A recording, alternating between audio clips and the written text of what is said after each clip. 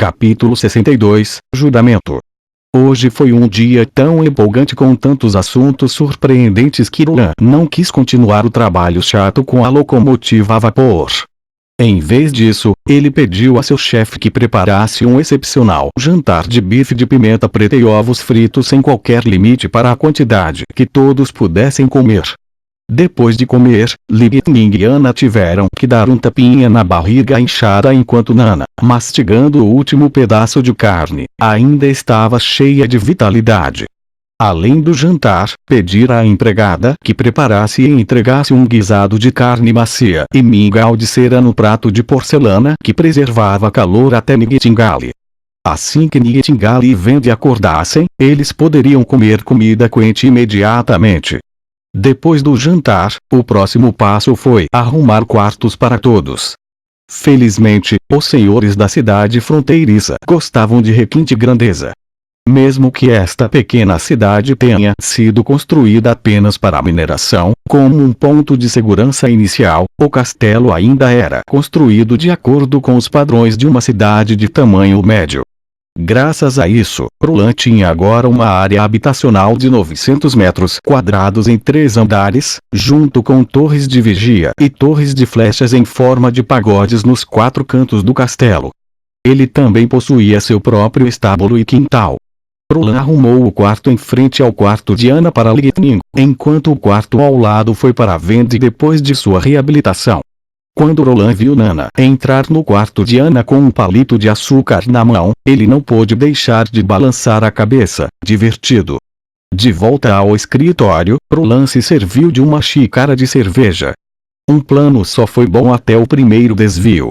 Ele achava que com a ajuda de Nightingale, ele teria conseguido um lote de novas bruxas, recebendo um impulso na ciência e tecnologia e atualizando a agricultura etc., mas ele nunca esperou que o líder da associação de bruxa tivesse tamanha hostilidade.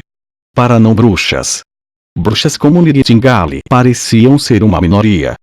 Wendy, depois da conversa com Lightning, ele sabia que Wendy na verdade não queria deixar a Witch Cooperation Association.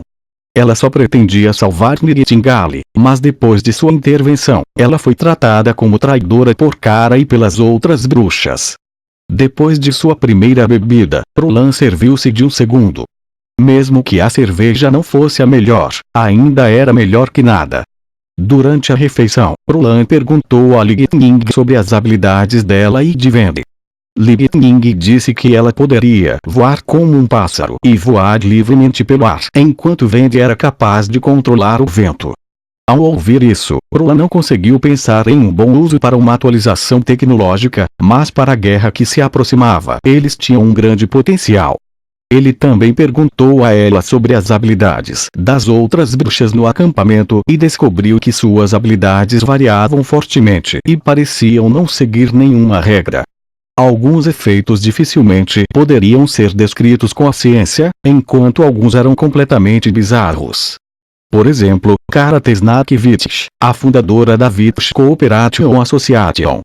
Ela poderia condensar sua magia em cobras. Essas cobras não eram ilusões, elas poderiam ser tocadas e também atacar um inimigo. As diferentes cores das cobras representavam os diferentes venenos. A própria iluminação só tinha visto 2 tipos de cobras, paralisia e tóxicos. Roland descobriu que não era apenas Anna, mas Cara e as outras bruxas também só podiam usar sua magia dentro de um pequeno intervalo. Por exemplo, quando Greenfield de Anna deixou um alcance de 5 metros, ele desapareceria de repente. As cobras de Cara também não podiam se afastar muito. Para Nightingale, era uma distância ainda menor. Quando ela queria influenciar um objeto estranho, ela teria que deixar seu nevoeiro e se tornar visível. Por essa razão, eles sempre foram equipados com bestas, caso precisassem enfrentar a igreja ou qualquer outro exército que possuísse a pedra da retribuição de Deus. Caso contrário, eles só poderiam fugir em todas as direções. Roland trabalhava até meia e o fogo na lareira já diminuíra. Quando ele começou a espirrar, achou que era hora de dormir. Quando ele abriu a porta do seu quarto, ele pensou que tinha ido para o quarto errado. Era a cena já familiar novamente, onde uma mulher já estava na sala, sentada em sua cama. Sua figura estava meio encoberta pela escuridão, sua sombra refletida pelo fogo só era exibida em mosaico, como um mural.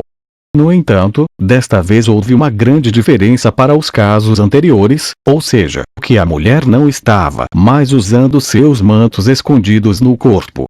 Em vez disso, ela os substituiu por roupas civis comuns.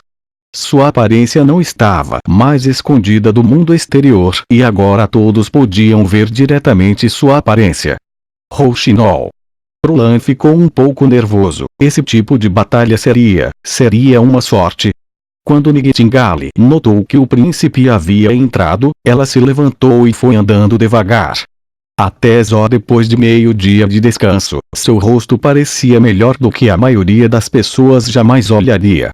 Suas bochechas pálidas foram substituídas por rosadas, e seu cabelo não lhe dava uma aparência maçante. Ele pensou, eu tenho que dizer, a resiliência de uma bruxa é realmente incrível. Você trabalhou duro nos últimos dias. Roland tossiu, quebrando o silêncio e depois continuou. Por que você não descansa mais? Relâmpago já me contou tudo. Ao ouvir isso, Nightingale sacudiu a cabeça, dando uma impressão solene. Isso deu a Roland a sensação de que algo estava errado e, aos olhos dela, ele podia ver uma dedicação indescritível. Roland percebeu que ela havia tomado sua decisão e estava convergindo suas emoções para ele. Esse olhar de determinação era difícil de ver em muitas outras pessoas, então Roland esperou até que o outro encontrasse as palavras certas. No entanto, Nightingale não começou a falar imediatamente. Em vez disso, respirou fundo, ajoelhou-se enquanto segurava uma adaga na mão e inclinou ligeiramente a cabeça. Essa era a etiqueta para a cerimônia padrão dos cavaleiros, quando alguém da aristocracia jurava submissão a um superior. Frequentemente faria assim. Sua Alteza Roland Wimbledon, Verônica, também conhecida como Nightingale, juro, ela disse em um tom formal, contanto que você seja gentil com as bruxas, eu estarei a seu serviço, seja como um escudo forte contra os demônios, ou como sua espada pessoal durante a noite, sem medo de arrependimento, até o último momento da minha vida. Roland pensou, então esta é a decisão dela depois que a Witch Cooperation Association se tornou uma grande decepção para ela e destruiu sua esperança de levar as bruxas a um futuro melhor. Se fosse como ele queria, ele recusaria sua oferta, já que ele estava mais acostumado a contratar ou trabalhar em conjunto.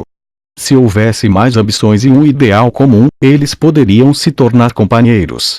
No entanto, ele sabia que às vezes não fazia sentido enfatizar igualdade e liberdade. Enquanto não houvesse solo adequado, até mesmo as melhores sementes decairiam. Como um príncipe, ele não seria capaz de se afastar de seu papel de príncipe até unificar o reino. Após um momento de silêncio, Roland agiu de acordo com a etiqueta da corte nas memórias do antigo príncipe. Ele pegou a adaga dela e tocou os ombros dela 3 vezes com sua própria espada. Aceito sua fidelidade. Os ombros de Nightingale tremeram ligeiramente. Parecia que ela poderia finalmente relaxar. Então ele estendeu a mão direita, segurando-a na frente dela. Nightingale pegou seus dedos e delicadamente beijou nas costas da mão. Com isso, o ritual chegou ao fim. Embora a cerimônia de lealdade exercida pelas bruxas fosse extremamente indefinida, seguir todo conjunto de ações não poderia ser arquivada com um fundo comum. E ela também se chamava Verônica. Verônica é seu nome verdadeiro? Você não tem um sobrenome? Roland a puxou para cima e perguntou. Se Sua Majestade. Não tenho intenção de esconder nada de você. 5 anos atrás, eu havia deixado a casa de Gillen. Agora a casa e eu não temos nada a ver um com o outro. Nightingale contou-lhe tudo e pôs até a última barreira em seu coração contando-lhe seu próprio passado. Ela nasceu em Silver City, a cidade cujo nome veio naturalmente de suas minas de prata recompensadoras. Seu pai era visconde, mas sua mãe nasceu como plebeu. Tais casamentos não eram comuns, mas os dois se deram bem. Além disso, Nightingale também tinha um irmão chamado Id. Ela passou toda a sua infância em Silver City, e esse foi o período mais feliz de sua vida.